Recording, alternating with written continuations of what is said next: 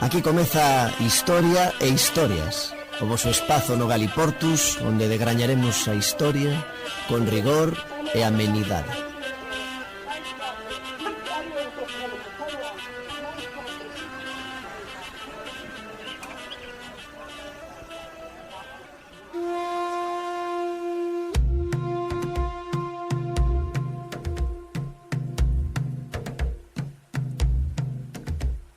Do alvorecer dos tempos na comarca viguesa do Val do Fragoso é máis o que ignoramos do que coñecemos. É opinión estendida entre os arqueólogos que o primeiro humano penetrou na Galiza actual polo sur. Outra sería a cornisa cantábrica, mas o que se sabe, o que se pensa é que, como dicimos, penetrou polo sur desde Portugal, continuando seguindo un curso polo litoral e polos vales fluviais do Louro ou Tea, nun continuo vagar en busca da subsistencia. Tratábase de bandas de cazadores-recolectores cunha organización social moi flexible. Eran nómadas, desprazábanse a pequenas distancias en procura de alimento e acostumaban cazar nas zonas onde houbese un curso de auga, pois ali abrevaban os animais e os frutos eran máis prolíficos, unha dieta monótona para unha esperanza de vida baixa. Coñecían a fabricación de rudimentarios utensilios de pedra traballada, se ben é certo que outros, como astas ou madeira, puideron ter desaparecido pola alta acidez do chan granítico. No Val do Fragoso únicamente encontráronse unhas poucas pezas desta época. Os máis abundantes son os bifaces, dun núcleo de canto rodado de cuarzo ou cuarcita. Por percusión vanse extraendo as lascas polas dúas caras até obter un instrumento afiado co que poder ferir ou matar as súas presas salvaxes. As escamas desprendidas usaríanse para cortar. Os xacementos máis próximos sitúanse nas Gándaras de Budiño, no Porriño e no Chan do Cereixo, entre Gondomar e Tomiño, ambos prospectados e o primeiro escavado en 3 campañas.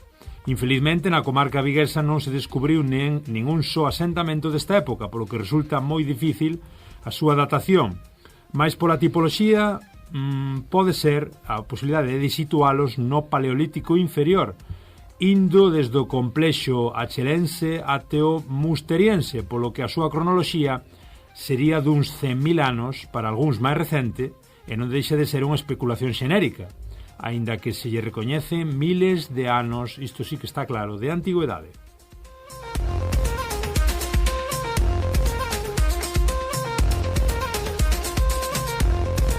Pezas talladas paleolíticas encontráronse por azar e totalmente descontextualizadas, sendo meritorio o labor que desde a década dos anos 50 levaron a cabo os que por aquel entón eran amantes da arqueoloxía, José María Álvarez Blázquez, cronista oficial de Vigo, e o erudito Pedro Díaz Álvarez, quenes recuperaron estes valiosos utensilios de orixe prehistórica e os depositaron no Museo Municipal Quiñones de León, onde hoxe poden contemplarse.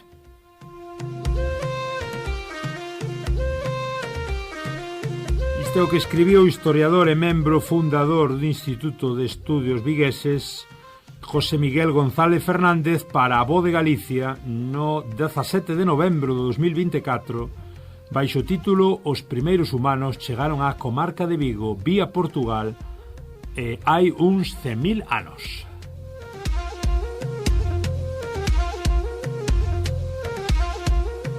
Ola, moi boas, como estades? Aquí estades nun novo Galiportus na súa versión máis curta, máis express, chamámoslle Historia e Historias. Eu son Germán Esteves, xa sabedes, o xermano a portuguesa, e estadernos escoitando, xa escoitades nas plataformas habituais ou tamén en Radio Ariz, no directo de cada sábado nas súas redifusións. Estamos tamén, como non, falando hoxe con o noso colaborador, o noso historiador querido Abraham Dorraca. Moi boas, Abraham. Moi boas, que tal?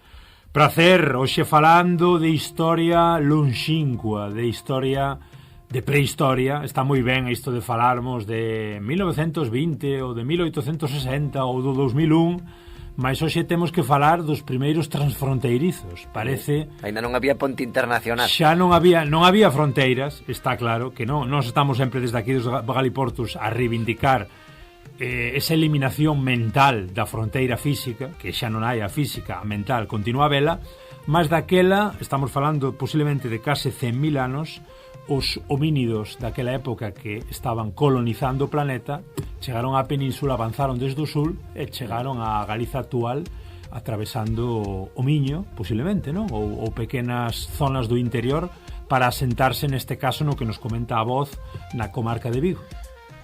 Sí, porque, a ver, hai... Claro, moitas cousas. Claro, o primeiro, cando falan así, eso, dos primeiros humanos, claro, imaginamos pola, enganchando a P9 os pobres homiños que serían uns erectus ou algo así, que sei, e dicindo, ostra, pagarían peaxes. Non traio solto para portaxe, efectivamente. Me cajo en diola, ahora que facemos, empezaron co contrabando aí. E despois, claro, chegaron aí a comarca de Vigo e imagino pues, que empezaron a poñer antorchas para que se viesen en New York. Así, habría algún, o potencial de Vigo había algún caballero, non? Así, claro, temos que entender isto sempre no contexto, non? Cando se fala, pois iso, dos primeiros humanos, tal, pues son as primeiras evidencias que nós temos, non? Suposicións. Claro, aparecen as pezas, entón alguén andivo con elas por aí, alguén as deixou caer, non? Porque son... neste caso, e sobre todo cando falamos de paleolítico e tal, pois hai moitos achados que son fortuitos. De feito, neste caso creo que na comarca de Vigo non tanto, mais no xacimento próximo das Gándaras de Budiño, por exemplo, que non encontrou foi un xeólogo. Estaba a facer un estudo xeomorfolóxico e dixo, ostra, esta pedra é rara. E entón despois xa se estudaron, non, esas pedras, e entón sí que é certo que moitas veces pois, o que traballase efectivamente por comparación, non? Pois elaborase ese catálogo de pezas e máis ou menos pois vaise vendo que foi antes, que foi despois, non? E por un método comparativo sí que se pode buscar unhas datacións relativas. Despois no caso das Gándaras de Budiño fixéronse algunhas datacións tamén de algúns restos orgánicos e, claro, tamén collendo con pinzas, porque, pois iso, son as datacións que nos dan entre os 180 e os 130.000 anos. Claro, e dices, oi, con 50.000 anos de erro, 50.000 anos de erro. Claro, porque, pois iso, pois hai que collelo pois sempre con moitas pinzas ou molas, se queremos dicilo en galego-portugués. E claro, neste caso sí que é certo que hai que contextualizar o espazo xeográfico, porque claro, podemos pensar, efectivamente, eran transfronteirizos, non? Seguramente andaban correndo atrás de cachenas e... ou de dentes de sable. Algo así, de dentes de navalla de Taramundi, serían os de por aquí. De faca. Ou mamuts. Mamuts aí por Ponteareas. Algúnha vería, podría ser, non? Supoño así... Non sei se ten aparecido aí en algunha pedreira do Porriño así macrofauna. Cuidado. Megafauna, perdón. O que sí que temos que pensar é iso, no contexto temporal. Tamén se fala no mesmo artigo da Voz de Galicia, pois dun achado nas Illas Cíes. Claro, que as Illas Cíes chegábase a pé. Claro, hoxe pois non, hoxe hai que coller un ferry desde unha navieira destas das que andan por aí pola ría, mais no momento en que está datada, no que están datadas estas pezas, que estamos pois, a falar iso do paleolítico inferior, que hai moito tempo. Pois hai moito tempo, moitísimo tempo, estamos a falar de máis de 100.000 anos. As Cíes chegábase a pé, chegábase andando, non? E o río Verdugo non se abría a partir de San Simón, non había illa de San Simón, non se podían por ali cercar polas ondas, porque a illa de San Simón era un outeiro. E moito menos a península do Grove, que ten 300 anos como tal, non? Era unha illa. A península e no Paleolítico non. E no Paleolítico non, no Paleolítico tampouco, porque o nivel do mar subiu. Claro. E o esteiro que hoxe subimos ao Alto de Santa Tegra, e vemos ali un río Miño que mete medo, dices, ostras, que esteiro.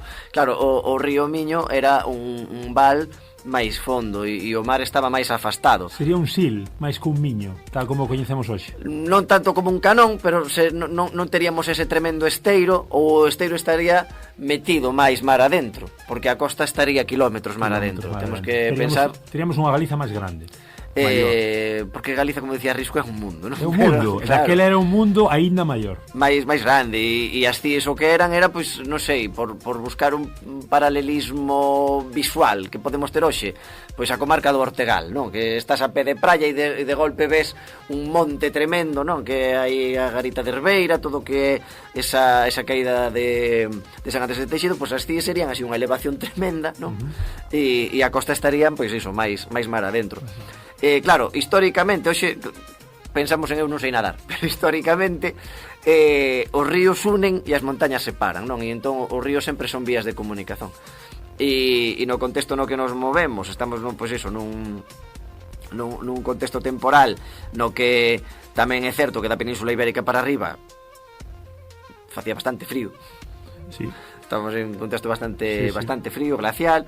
Pois aí esta sería unha zona pois bastante boa a nivel climático, e entón o movimento de poboación pois tamén sería bastante do pouco que había, que ao final estamos a falar pois de centos de milleiros de persoas, non estamos a falar de millóns, estamos a falar de centos de millares de persoas en todo o mundo, non? Por se alguén está un pouco perdido, máis ou menos recordarlle aquilo de que o ser humano, digamos, as orixes na evolución parte de África, comeza a colonizar ou a moverse, a ser nómada polos diferentes continentes, chegando, pois, a isto, polo menos por esta beira de Europa, ou do que hoxe é Europa, neses 100.000 anos, 150.000 anos, antes de Cristo. E iso, sempre dicindo que é do que temos vestixios. Pode aparecer algo que dices, pues mira, que estiveron 15 días antes. Pode chegar algo mañá, claro, que nos desminta. Mas o que sabemos hoxe é que a América, bueno, digamos primeiro que a Australia, que se chegaría pois alrededor dunhos 50-60.000 anos, a Asia Oriental tamén cara aos 45-50.000 anos, e América sí que se chegou moito máis tarde, aproveitando o Estreito de Bering, sí, aí entre Alaska e Rusia. Aproveitando o xeo, cruzouse alrededor duns 15.000 anos, que non é moito, 15.000 antes de Cristo, os primeiros poboadores de América.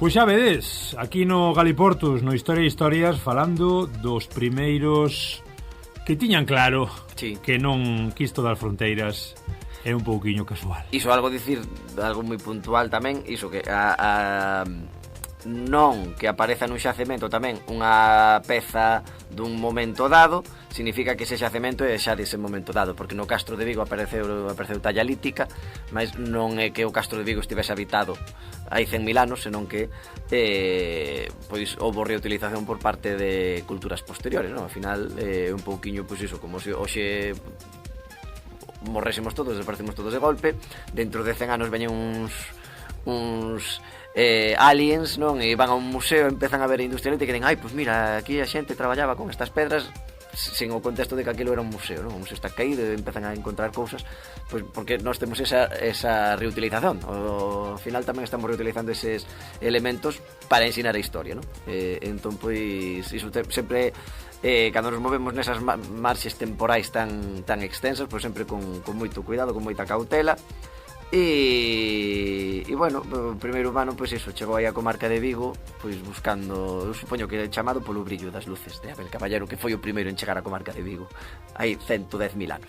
As luces e os homínidos e a prehistoria aquí no Galiportus, divagando e aprendendo con Abraham.